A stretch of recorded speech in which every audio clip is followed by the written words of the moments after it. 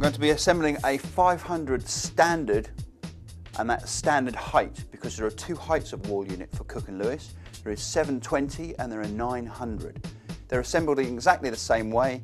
The only difference is a 900 has 3 shelves where a 720 only has 2. It is always advisable to assemble your unit on a piece of cardboard. This protects the side panel and the front edge of the unit when you're moving it around. Please read the assembly guide because there is a lot of information on here that will be helpful when assembling your unit. On the front of the assembly guide, it tells you what panels you have in the box, what hardware is required, and the minimum tools required to get the job done.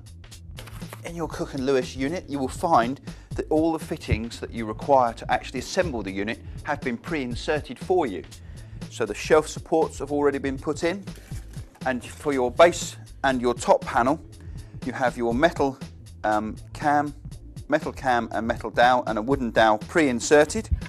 When you turn the cam, it pulls this metal in towards the plastic, expanding the plastic, locking the dowel very tightly into your end panel. So it's literally out the box,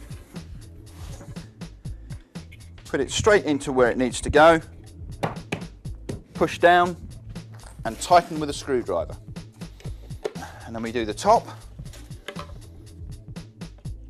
Same way, you just push it straight into its locating holes,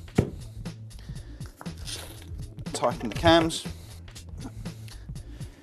To determine which is the top and bottom of your unit, the side panel have 4 holes that are for the top and 2 holes for the bottom.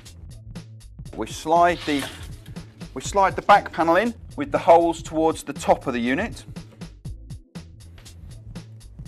making sure it's down.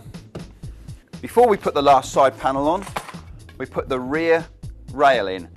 There is 2 wooden dowels in each end and the edging tape goes up. This goes in like this, and then you put your last side panel on. Tighten up the cams. There are 2 reasons for this rail. One is to give the unit stability, helps to take the rocking out of the unit, and 2 is if you wish, you can actually drill through from the inside through this rail and fix your unit to the wall using a screw. Wall hanging brackets. There is a right and a left hand one. This is the left hand bracket. It goes in like this. You just push it in.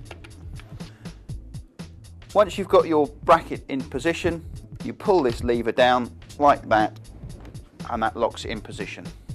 To adjust your brackets, there are 2 screws. You have this screw here, which when you loosen it, actually moves the bracket away, so you can hook it over your wall hanging bracket and then pull it back tight. And then the one underneath, which is actually what we call a crown wheel, you put your screwdriver in there like that, and when you turn it, it actually raises the unit either up or down, depending on whether you turn it clockwise or anti-clockwise. Pull it down like that. That's the back of the unit completed. You actually adjust your wall hanging bracket in there. Once you're happy that it's been adjusted correctly, you use these nickel plated silver covers, and they literally just push on. The shelf supports are made of metal and plastic. When you actually engage the shelf by tapping it down, that pulls this metal out, expanding the plastic, locking it very tight. And you push it in like that.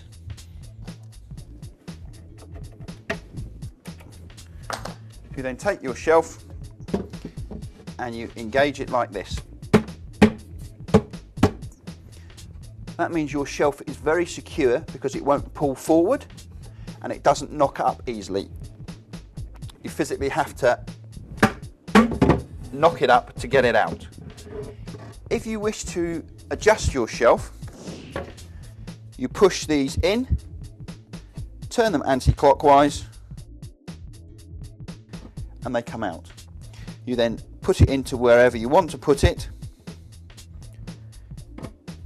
put your shelf back in again, and they're just as strong as the first time you used them.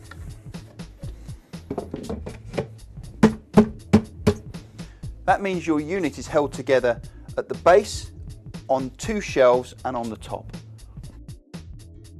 When you have more than one unit, you should join them together, and when using this type of joining bolt, you drill a 5mm hole through the two end panels and then screw in the two parts together, and that pulls the unit nice and tight.